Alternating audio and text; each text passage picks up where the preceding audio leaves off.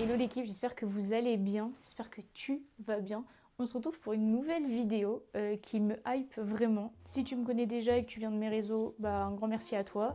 Et si tu me connais pas, je m'appelle Alaïs et j'ai créé RGT Lab, un média qui est consacré à l'impression 3D où en fait mon but c'est de vulgariser, de démocratiser et de parler tout simplement d'impression 3D mais sans jargon et de façon à ce que tout le monde puisse le comprendre très simplement. Et justement grâce aux vidéos que j'ai commencé il y a à peine un an, et bien aujourd'hui j'arrive à recevoir des cadeaux. Et là très récemment j'ai reçu ce magnifique cadeau pour ceux qui connaissent Zellerfeld.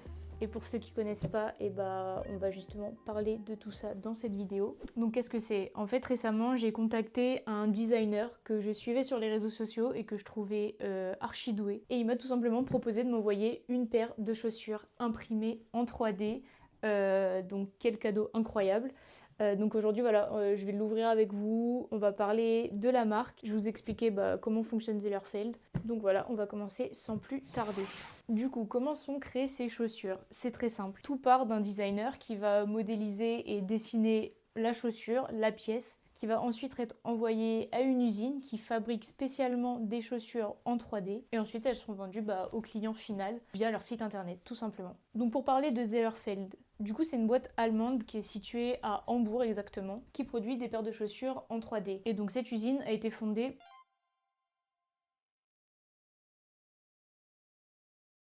L'usine elle compte plus de 190 imprimantes, donc vraiment c'est pas n'importe quoi. Actuellement ils ont comme clients Kanye West, Elon Musk, Post Malone, Justin Bieber, enfin bref. Et vraiment le truc qui moi m'a choqué quand je me suis intéressée à ça, c'était de voir qu'en fait pour fabriquer une paire de chaussures classiques, une Nike, une Adidas, de n'importe quelle marque, il faut compter environ 150 étapes. Elle va passer par plusieurs mains, il va y avoir vraiment plein de process différents pour arriver à la paire finale. Et en fait là, avec une usine qui les fabrique en 3D, il n'y a absolument que 3 étapes. Donc on va avoir l'impression, ensuite il va y avoir le lavage des supports et ensuite le séchage. Donc vraiment ça a réduit considérablement le nombre d'étapes pour créer une paire et c'est assez impressionnant. Je vais justement essayer de mettre une vidéo juste ici, mais la paire justement elle est imprimée à peu près à 45 degrés, même voire plus. Et du coup les supports qui permettent de venir créer et d'imprimer la paire, c'est des supports hydrosolubles. Donc ce qui veut dire qu'en fait au contact de l'eau, les supports ils vont tout simplement se retirer et ça fera pas de marque sur la chaussure. Mais tu vas me dire que c'est bizarre parce que toi probablement que les objets que tu as déjà vus imprimés en 3D, ça ressemble à ça. Et c'est tout dur. Mais il y a ce qu'on appelle les filaments TPU. C'est une matière en fait qui est flexible et si tu as déjà essayé d'imprimer avec, tu sais à quel point c'est une galère. D'autant plus pour avoir un résultat qui est vraiment net. Moi j'ai déjà essayé, les résultats sont plutôt chouettes, mais de là à vendre et surtout en grosse quantité ces objets-là, j'ai des doutes. Et donc du coup, ce qu'ils ont décidé de faire et ce que Cornelius et toute son équipe ont créé, c'est un filament spécial, donc c'est un TPU aussi, avec des mois et des mois et des mois de recherche qu'ils ont réussi à créer spécialement pour confectionner ces paires de chaussures. Et ils ont même créé du coup les laveuses sur mesure pour pouvoir mettre les chaussures dedans et les nettoyer. Donc c'est fou quand même de réaliser à quel point l'usine a été créée de A à Z et sur toutes les étapes de fabrication sur mesure à leurs besoins et selon en fait les tests qu'ils ont fait au préalable. Donc je pense que là je t'ai assez mis de contexte. Maintenant je vais juste te montrer la paire parce qu'elle est trop incroyable. Surtout que le packaging... hop là. Donc pour donner une idée, sur le site Zellerfeld, il y a différents designers qui peuvent... C'est comme une sorte de... Il y a même Nike, il y a Havaianas, il y a plein de marques que vous connaissez probablement. À chaque fois, les prix sont autour, pour on va dire des claquettes, autour des 100 voire 200, 250 euros grand max. Donc c'est quand même un budget et franchement, on peut pas être déçu quand déjà on voit la qualité de la boîte. Vraiment, elle est énorme. Hein. Je sais pas si on se rend compte par rapport à moi, mais c'est vraiment une grosse boîte de chaussures. Donc quand tu reçois ça, t'as vraiment l'impression de recevoir un vrai cadeau. Et là, quand je vais l'ouvrir, tadalac, il y a mon petit nom avec une petite carte, voilà. Rien que ça, déjà, ça peut paraître pas grand-chose, mais en fait, ça fait trop plaisir. C'est voilà, un petit carton avec écrit Zellerfeld. En fait, tout est pensé. Pour dire la vérité, moi, je l'ai déjà ouvert et j'ai même déjà un petit peu porté les chaussures. Je les ai remis comme ça, mais c'était tout bien emballé. Et dedans, j'avais une paire de chaussettes qui était offerte. Donc, franchement, c'est plutôt cool. Voilà la bête. Donc, que dire? Déjà, elles sont trop belles. Au début, j'avais demandé une autre couleur. Et finalement, il m'a renvoyé un message en me disant que il allait tester un nouveau filament et qu'il y avait encore personne qui les avait de cette couleur-là. Donc il les a appelés les Yeezy. Et il a sorti la deuxième version.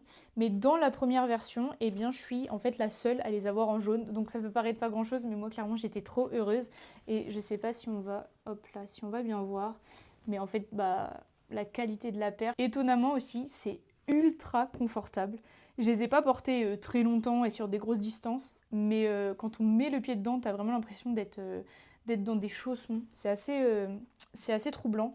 Là, la semelle, elle est très rigide, enfin très rigide. Je veux dire, là, le haut, vraiment, c'est archi flexible. Et là, il y a quand même plus de résistance, donc je pense que le pied, il est quand même plutôt bien maintenu. Mais après, voilà, quand même, la paire, on en fait relativement ce qu'on veut, quoi. Le jaune comme ça peut paraître un peu spécial et on peut se dire, ah, c'est dur à porter. Mais en fait, c'est trop canon.